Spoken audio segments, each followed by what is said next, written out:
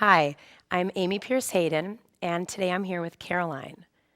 Our practice for today will be taking a look at the energy body and the subtle body through a part of the chakra system in association with the physical body and a close look at the element fire. The seat of fire is located, as you might know, in the center of the physical body in an area that we call Manipura. Mani is the word for jewel, and Pura is often meant to understand the word center or city. And if you think of the city of jewels or the center of jewels or a jeweled center, it very much calls to mind, for me, illumination or power. The type of posture that we'll incorporate with this theory today are twists. We'll be taking 3 different twists, all with the same kind of look at this center at Manipura and the relationship to the feeling and the experience we might understand as shame. Before we do that, I just want to demonstrate through the use of a strap, if you'll hand me that, how we can take a look at the spine. In a twist, of course, what we're rotating is the spine itself and the torso.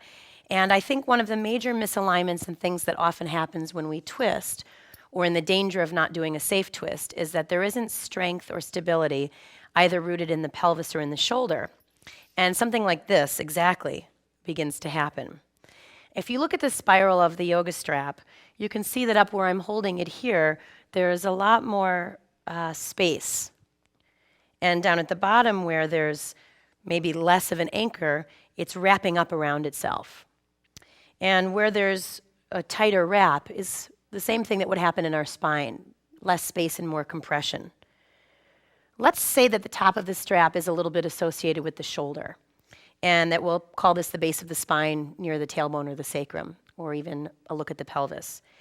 If I just simply anchor the pelvis and anchor the shoulder, when I begin to pull, I'll get even more of an even twist. If I continued wrapping it up, we would see that there'd be more symmetry all the way through the twist.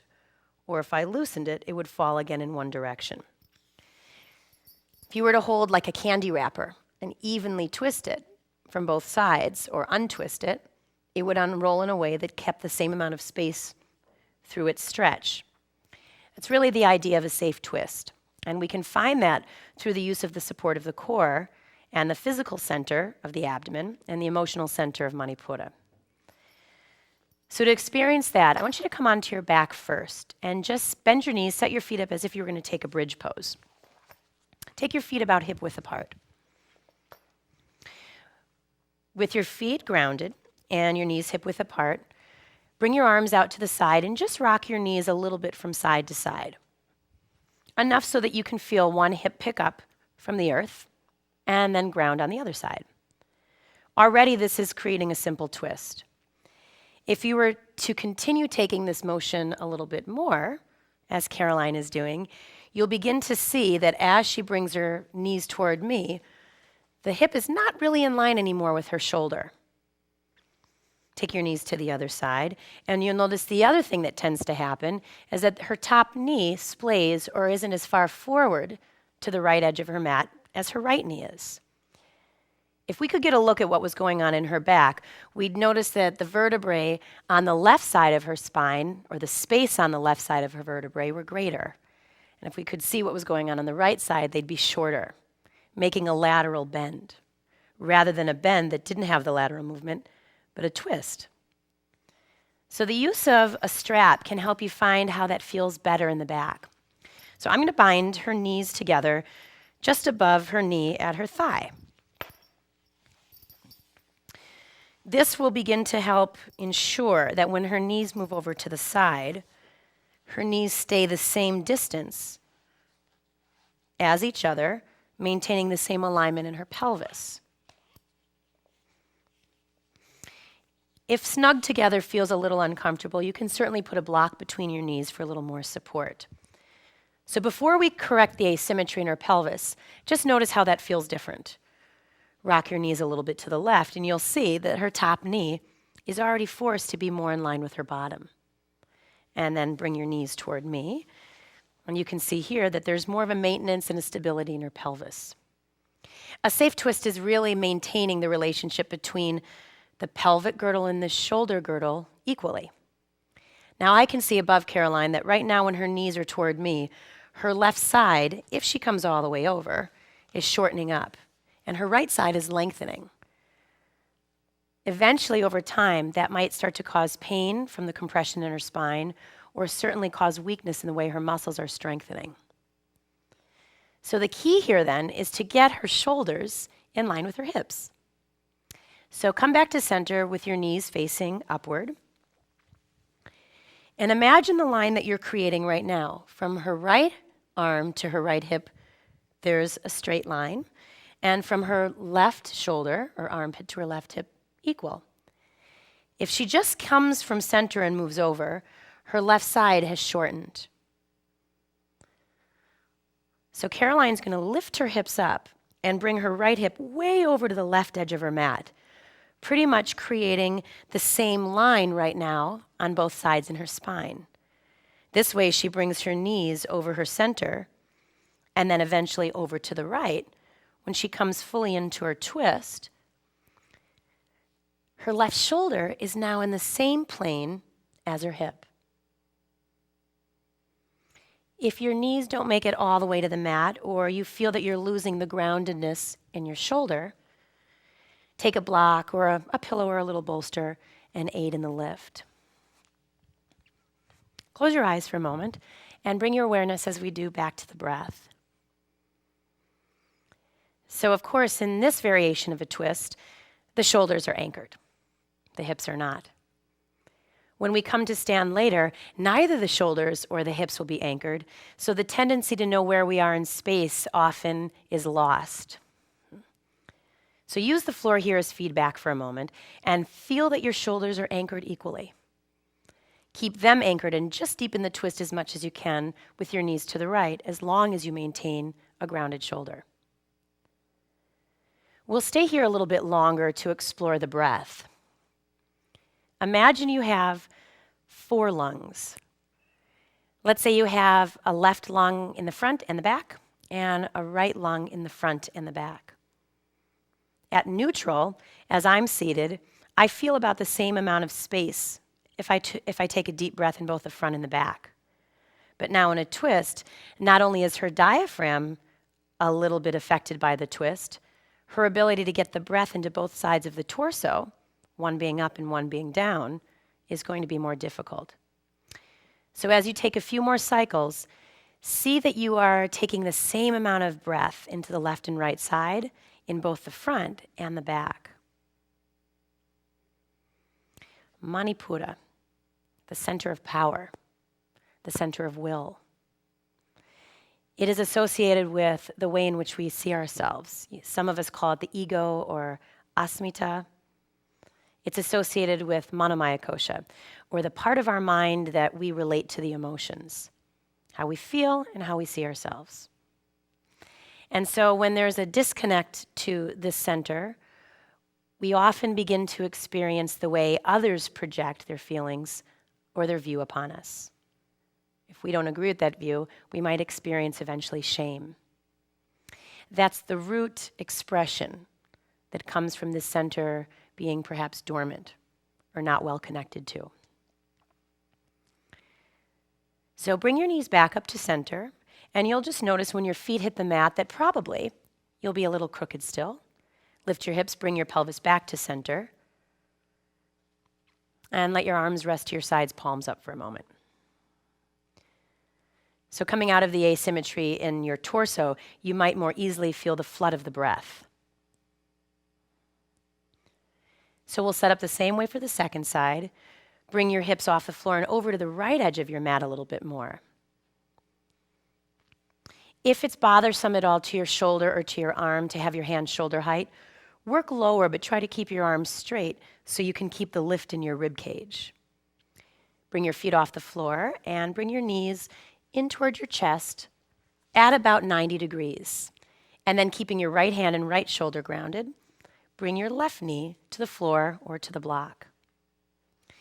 And then you can look down. If you take your gaze towards your right hip, you can probably visually see the line that your arm to hip is creating. If you feel like your hip is wide of your mat or toward the midline, reset up so that you can find as much length on both sides of your torso. Again, on the floor, it's much easier to feel where we are in relationship to this plane. Your yoga mat gives you feedback underneath the shoulder blade. You might even be able to feel your breath moving into your back ribs. And you might also notice where there's tension on this side as compared to the other. So go back for a few breaths and think about the four lungs. Breathe into your left front lung. See if when you do that, you can get the same amount of expansion or breath into the back left lung. At the same time, on the next breath, breathe into the back right. And then on one more, when you're ready, into the front. So you might notice here as well, as you find these four breaths, that there's an internal amount of length or power that actually starts to arise in the pose. Just imagine fire. It's purifying, it's radiant, it moves outward. If there's a shortening or a closing in around the center of the body in a twist, the tendency is that the physical strength, the physical power of the posture is lost. So we'll move into two more active versions of twists where I want you to try and bring these components in. All right, bring your knees back to center. Set your feet onto the mat, and then just walk your hips back to center. And bring your knees to your chest and take the bind away. And then as you come up to sit, you might want a blanket nearby if you feel like cross-legged, your lower back rounds a little bit. Extend your right leg out in front of you and bend your left knee with your left foot on the mat. So we're just going to try a simple seated twist to see what happens. So I have a bird's eye view here of Caroline's shoulder, left shoulder to her opposite hip. If she takes a quick twist toward me, she might notice that as she does so, her left shoulder comes back, and so does her left hip. The support of the floor isn't there to give her the same feedback. If she looked at her right leg, she might even notice, too, that her right leg has moved forward. Here's another way to see it. Extend both legs forward into Dandasana. Bring your hands to your shoulders for a moment so you don't use the support of the leverage of your hands. And then just take a twist to your right through your rib cage. And then look back at your legs and notice how your left leg probably moved forward in space. So an easy way to remember it is that whatever shoulder moves forward in space, that opposite hip has to move back. So as her shoulder comes forward and she works energetically back from her center, her left hip, now there's more power in the center. It's required. So let's try the seated twist. Keep your right leg extended forward, bend your left knee. Again, I mentioned earlier that you might like to work at the wall in some of our other practices. You could do the same thing here with your hips. I'll be her wall. Finding the evenness over both sit bones. Bring your left hand behind you. Keep your pelvis anchored. And as you begin to twist to your left in your torso, work your right leg back in space. As she continues moving back in space and rotating around, she might find that the tendency again is to lose evenness in both hips. Keep pulling your left sit bone forward and downward so that there's more space in the spine. Take a few breaths there and go back to the imagery that I showed you in the beginning. If there isn't an anchoring on either side, remember that there'll be a collapse or a shortening in the spine. So ground down into your hips, lift up through your shoulders, and each time you exhale, see if you can take the twist a little bit more deeply. Like we did when we worked on our seated postures in the Earth Center sequence, try to keep your spine plumb over your tailbone rather than forward or back. And then slowly come out. We'll try side two. We're making our way up in a little bit to Parivrtta Trikonasana, rotated triangle, which for me is one of the most difficult twisting postures in order to feel where the hips and shoulders are in space. So as we start to make our way away from the floor, just notice how that tendency might play out when we come to stand. This is our dress rehearsal. So without me as a wall, Now she brings her right hand behind her, and in the same way has to feel that as she twists to the right, that she doesn't lose the anchoring in her left hip. So as she pulls her left hip back, then her left shoulder can move forward. Ground the back of your left leg, and as you inhale, lengthen through your spine. And then as you exhale from your center, right from the power center, rotate a little more deeply. You can use your arm against your knee as leverage, but see what happens if you let go of some of the power and support in your arms for a moment. Can you continue rotating around, or do you lose the strength in the center? Take a breath in as you lengthen. And then on the exhales, you squeeze the breath out deep in your twist. Try that twice more. Imagine, too, as you twist, the pelvis anchors and the shoulders reach. Make the movement in this twist right from Manipura, from the illuminated center within. And then slowly come back out. And then prepare to come up to stand. So in rotated triangle posture, I'll recommend trying it in the beginning with 2 blocks. In the same way that you might set up for Warrior 1, Virabhadrasana 1, step with your feet hip-width apart. Ground your palms, and then take a step back as far as you can with your right foot, as long as your heel is grounded. Immediately as you step back, the tendency is that hip, of course, will pull back. If Caroline takes a really broad step back, she might find that she can keep her heel grounded, but she can't maintain maybe the squareness in her pelvis. Now, if she were to stay there and come into the rotation, you could see already, if I make the shape of her spine, that it's curved over. So the anchor in this case is still the pelvis, since we're rotating from the shoulder. So step in as much as you need to, Caroline, so that your right heel is grounded and your pelvis level. In fact, if you can't feel it, you can always bring one hand to your sacrum and feel if there's a little tilt on one side, up or down. And then bend your left knee for just a moment with both palms on the blocks, like you would if you were setting up for Warrior 1. With your knee bent, pull your left hip back, your forward leg hip.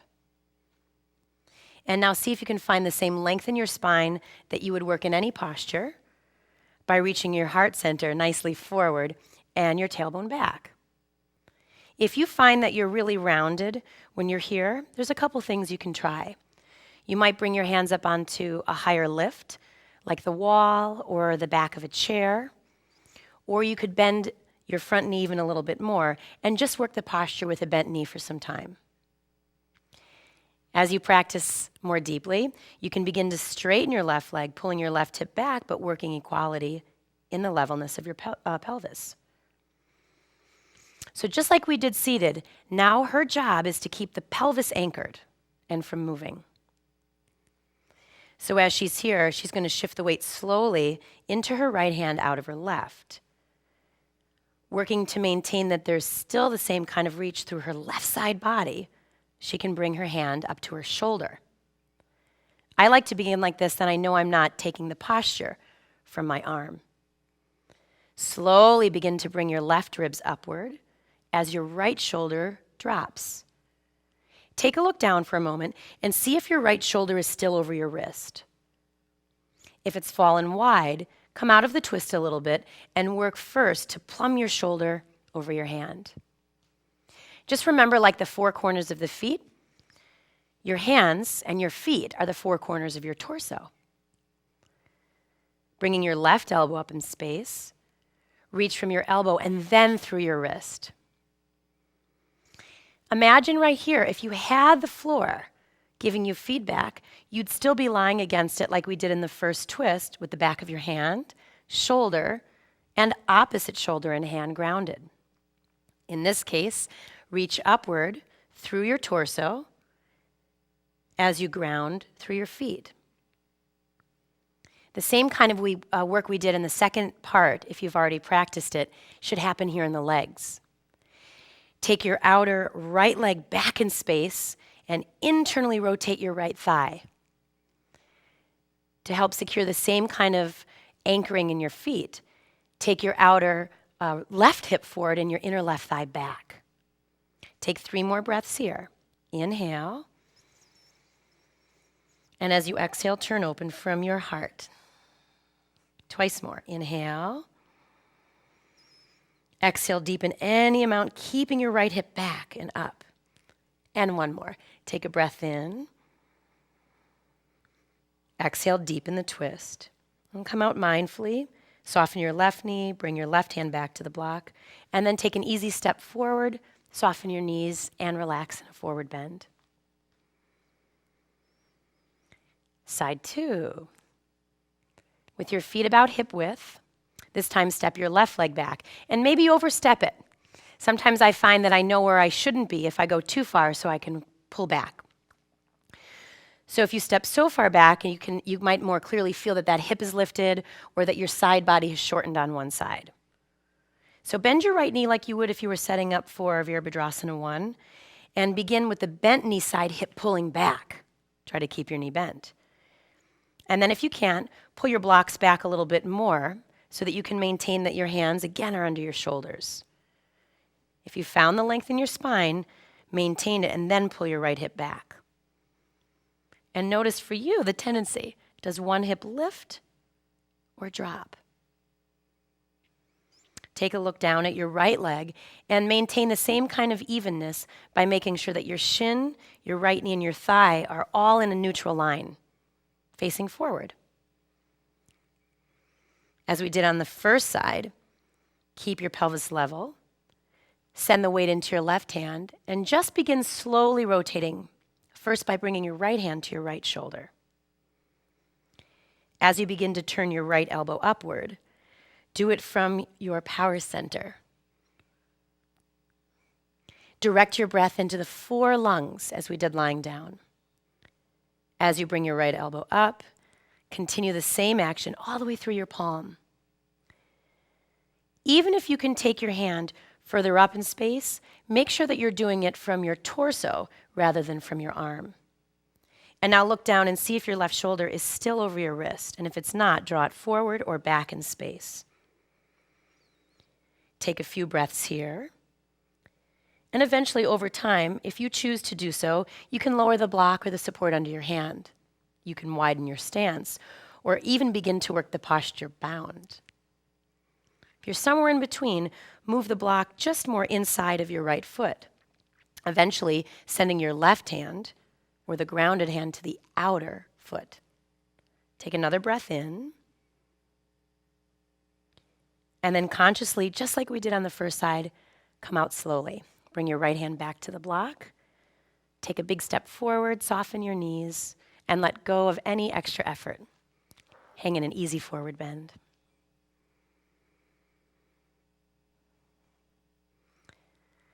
Manipura, at the center here, I also think of as a burst of space. It's an area that I know for me that if I close off, it's usually coming from my emotional center. All right, roll up to stand, and then set up for your reward, Shavasana. To keep a little bit more open space in your center, bring the soles of your feet together and drop your knees open. And since we have the blocks, support your knees in bound angle. You'll notice whenever the knee is wider than the hip, that it gives a little bit more tilt to the pelvis. It's likely that as you recline, you'll feel in space a little bit more length in your back away from the floor.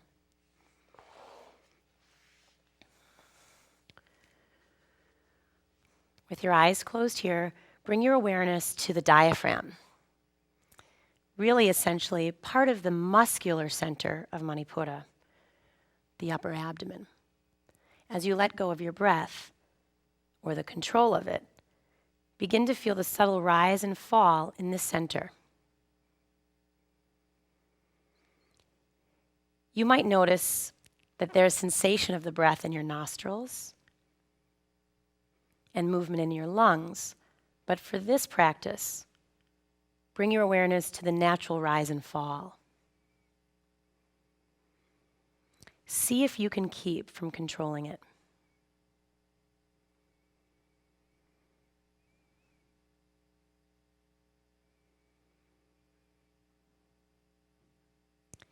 In the subtle body, each of the elements become more quickly moving and more changeable and less concrete.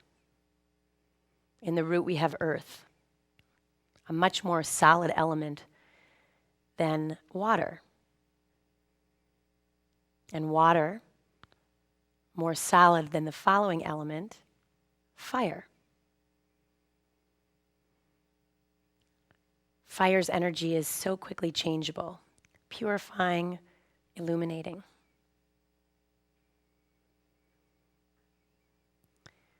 This subtle quality in yoga philosophy is associated with the mind. And so much of the mind and the way in which we perceive ourselves has to do with the way in which we allow our identity to be upheld, our person, our personality.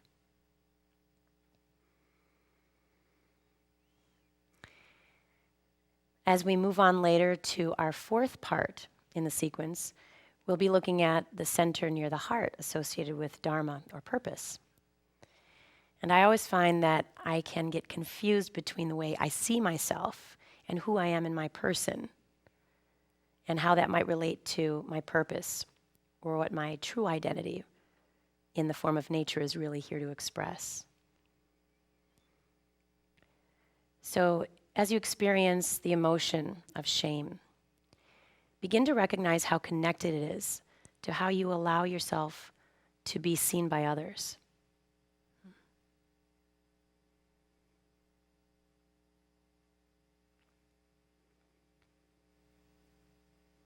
Keep soft the area at your center and let your breath shallow out as much as it will.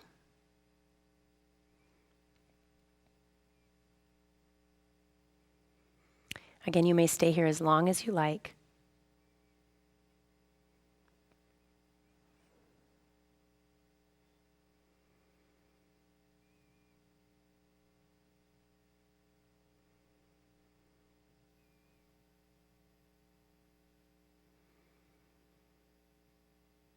As shame begins to fade away or not have such a powerful seat in your life, I wish for you that you begin to recognize more of your own identity and your own power, Manipura, than the center for will and direction. Namaste.